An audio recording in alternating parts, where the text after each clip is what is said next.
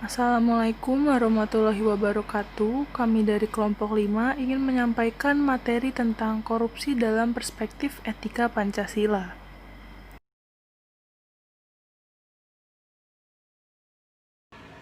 Materi yang akan kami bahas pada kesempatan kali ini, yang pertama adalah pengertian Pancasila, yang kedua pengertian dari etika, yang ketiga Pancasila sebagai nilai dasar dan sistem etika, yang keempat korupsi, yang kelima dampak korupsi, yang keenam korupsi dalam pandangan Pancasila, dan yang terakhir adalah kesimpulan. Pengertian Pancasila. Secara etimologis, dalam bahasa Sanskerta, Pancasila berasal dari kata panca dan sila. Panca artinya 5, sila berarti dasar. Kata sila bisa juga berasal dari kata susila, yang berarti tingkah laku yang baik. Jadi dapat disimpulkan bahwa Pancasila dapat berarti 5 dasar, atau dapat juga berarti 5 tingkah laku yang baik. Pancasila kemudian dijadikan sebagai landasan hidup dalam berbangsa dan bernegara. Pancasila adalah perwujudan dari kepribadian bangsa Indonesia yang telah hidup sejak dahulu sampai sekarang. Pancasila adalah filsafat dan pandangan hidup yang didapat melalui pemikiran dari budaya, sifat, dan cita-cita bangsa yang diyakini sebagai kenyataan norma-norma dan nilai-nilai yang paling benar, paling adil, paling baik, dan paling sesuai bagi bangsa Indonesia. Pancasila merupakan titik temu dari pluralitas bagi bangsa Indonesia. Pengertian etika. Etika adalah ilmu tentang apa yang baik dan apa yang buruk dan tentang hak dan kewajiban moral atau akhlak. Kumpulan asas atau nilai yang berkenaan dengan akhlak, nilai mengenai benar dan salah yang dianut suatu golongan masyarakat. Pancasila sebagai nilai dasar dan sistem etika. Sila-sila Pancasila merupakan suatu sistem nilai yang artinya setiap sila memiliki nilai, akan tetapi sila-sila tersebut saling berhubungan secara sistematik dan di antara satu sila dengan sila lainnya memiliki tingkatan. Nilai etika yang terkandung dalam Pancasila merupakan sekumpulan nilai yang diangkat dari prinsip nilai yang hidup dan berkembang dalam masyarakat. Nilai-nilai tersebut berupa nilai religius, nilai adat istiadat, dan nilai kebudayaan. Nilai-nilai Pancasila melekat pada bangsa Indonesia sendiri. Pengertian itu dapat dijelaskan sebagai berikut. Yang pertama, nilai-nilai Pancasila timbul dari bangsa Indonesia. Nilai-nilai tersebut sebagai hasil dari pemikiran dan penilaian kritis dari bangsa Indonesia. Yang kedua, nilai-nilai Pancasila merupakan filsafat atau pandangan hidup bangsa Indonesia, sehingga merupakan jati diri bangsa yang diyakini sebagai sumber atas nilai kebenaran, kebaikan, keadilan, dan kebijaksanaan dalam hidup bermasyarakat, berbangsa, dan bernegara. Nilai-nilai Pancasila di dalamnya terkandung ke nilai-nilai kerohanian, yaitu nilai kebenaran, keadilan, kebaikan, kebijaksanaan, etis, estetis, dan nilai religius yang manifestasinya sesuai dengan bangsa Indonesia, karena bersumber pada kepribadian bangsa Indonesia itu sendiri. Lalu, nilai-nilai Pancasila bagi bangsa Indonesia menjadi landasan dasar atas segala perbuatan baik dalam kehidupan sehari-hari maupun dalam kehidupan kenegaraan. Dalam ketetapan MP nomor 6 garing MPR garing 2001 membahas tentang etika kehidupan berbangsa, bernegara, dan bermasyarakat yang merupakan penjabaran nilai-nilai Pancasila sebagai pedoman dalam berpikir, bersikap, dan bertingkah laku. Nilai-nilai tersebut merupakan cerminan dari nilai-nilai keagamaan dan kebudayaan yang sudah mengakar dalam kehidupan bermasyarakat. Etika kehidupan berbangsa, bernegara, dan bermasyarakat bertujuan untuk yang pertama, memberikan landasan etik moral bagi seluruh komponen bangsa dalam menjalankan kehidupan kebangsaan dalam berbagai aspek. Yang kedua, menentukan pokok-pokok etika kehidupan berbangsa, bernegara, dan bermasyarakat. Yang ketiga, menjadi kerangka acuan dalam mengevaluasi pelaksanaan nilai-nilai etika dan moral dalam kehidupan berbangsa, bernegara, dan bermasyarakat. Selanjutnya adalah pengertian dari korupsi. Korupsi adalah perbuatan yang dilakukan dengan maksud memberikan beberapa keuntungan yang bertentangan dengan tugas dan hak orang lain. Perbuatan seorang pejabat atau seorang pemegang kepercayaan yang bertentangan dengan hukum.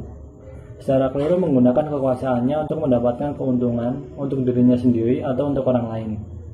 Dalam Kamus Besar Bahasa Indonesia atau KBBI dijelaskan tentang pengertian dari korup, yaitu kata sifat, dan korupsi, yaitu kata benda. Korup adalah buruk, rusak, atau busuk. Arti lain korup adalah suka memakai barang atau uang yang dipercayakan kepadanya, dapat disogok atau memakai kekuasaannya untuk kepentingannya sendiri. Berdasarkan Undang-Undang Nomor 31 Tahun 1999, korupsi adalah tindakan setiap orang yang secara melawan hukum melakukan perbuatan memperkaya diri sendiri atau orang lain atau suatu korporasi yang dapat merugikan keuangan negara atau perekonomian negara. Apa penyebab korupsi? Yang pertama ada teori triangle fraud. Ada 3 penyebab mengapa orang melakukan korupsi, yaitu karena adanya tekanan, kesempatan, dan rasionalisasi. Yang kedua adalah teori Ghosn. Faktor-faktor penyebab korupsi adalah keserakahan, kesempatan, kebutuhan, dan pengungkapan. Yang ketiga ada teori CDMA. Korupsi terjadi karena faktor kekuasaan dan monopoli yang tidak dibarengi dengan akuntabilitas. Yang keempat ada teori willingness and opportunity. Korupsi bisa terjadi bila ada kesempatan akibat kelemahan sistem atau kurangnya pengawasan dan keinginan yang didorong karena kebutuhan atau keserakahan. Teori yang kelima ada cost benefit model. Korupsi terjadi jika manfaat korupsi yang didapat atau dirasakan lebih besar dari biaya atau resikonya. Selanjutnya ada dampak korupsi. Yang pertama ada dampak korupsi terhadap ekonomi. Produktivitas pada pertumbuhan ekonomi menurun sehingga dapat mengakibatkan perkembangan sektor industri menjadi terhambat. Selain itu juga mempersulit pembangunan ekonomi dan investasi dengan membuat distorsi dan ketidakefisienan yang tinggi. Kualitas barang dan jasa untuk publik pun memburuk. Pendapatan dari sektor pajak menurun. Utang luar negeri negara pun semakin membesar dan juga meningkat. Kemudian, dampak korupsi terhadap politik dan demokrasi yang menyebabkan munculnya kepemimpinan korup karena adanya suap dari calon-calon pemimpin. Sistem politik yang dikuasai pemilik modal semakin menguat. Kedaulatan yang seharusnya di tangan rakyat berubah menjadi kedaulatan di tangan pemimpin, karena anggapan bahwa pemimpin adalah bentuk representasi dari rakyat, dan hilangnya kepercayaan terhadap demokrasi. Selanjutnya, dampak korupsi terhadap pertahanan dan keamanan, yang menyebabkan lemahnya sumber daya manusia karena anggaran yang menguap secara sia-sia. Garis batas negara menjadi lebih lemah, sisi kekerasan dalam masyarakat meningkat karena masyarakat menjadi apatis, yang menyebabkan timbulnya efek yang merusak. Kemudian dampak korupsi terhadap sosial dan kemiskinan, yang dapat menyebabkan biaya jasa dan pelayanan publik menjadi lebih tinggi, yang membuat kerugian bagi pelaku ekonomi. Selain itu juga dapat menghambat pengatasan masalah kemiskinan dan akses bagi masyarakat miskin menjadi terbatas. Masyarakat menjadi semakin individualis dan mementingkan kepentingan pribadi. Yang terakhir ada dampak korupsi terhadap lingkungan, seperti pada contoh kasus ilegal yang membuat kerugian besar bagi negara, juga dapat menjadikan kualitas lingkungan yang semakin menurun. Korupsi dalam pandangan Pancasila. Sila pertama, Ketuhanan Yang Maha Esa menekankan bahwa manusia Indonesia memiliki keimanan dan percaya kepada Tuhan Yang Maha Esa. Seperti diketahui, di Indonesia berkembang 6 agama resmi: Islam, Kristen Protestan, Katolik, Buddha, Hindu, dan Konghucu. Dan semuanya menolak korupsi. Penolakan hadir disebabkan perilaku korupsi sangat berlawanan dengan semangat manusia yang memiliki Tuhan dalam hidupnya.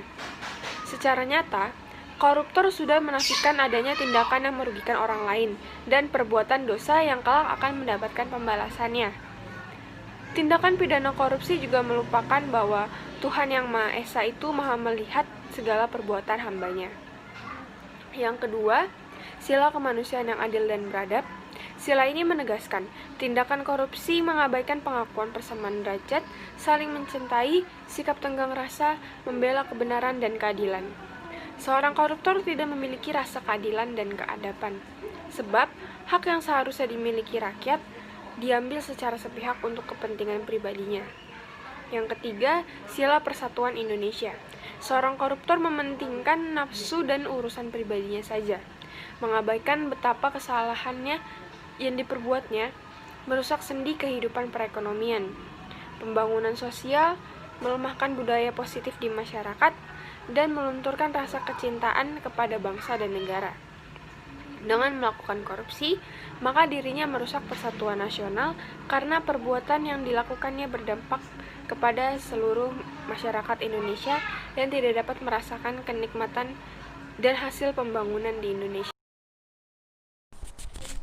Di sini terdiri dari kesimpulan dari penjabaran tersebut, kita dapat mengetahui bahwa tindakan korupsi merupakan tindakan yang sangat fatal bagi negara, terutama tindakan korupsi yang juga telah melanggar dan menyeleweng dari nilai-nilai luhur yang terkandung dalam Pancasila. Dengan menyelewengnya tindakan korupsi terhadap nilai luhur Pancasila, itu menyebabkan kondisi negara kita semakin bertambah buruk dan banyaknya terjadi kegaduhan yang sangat parah.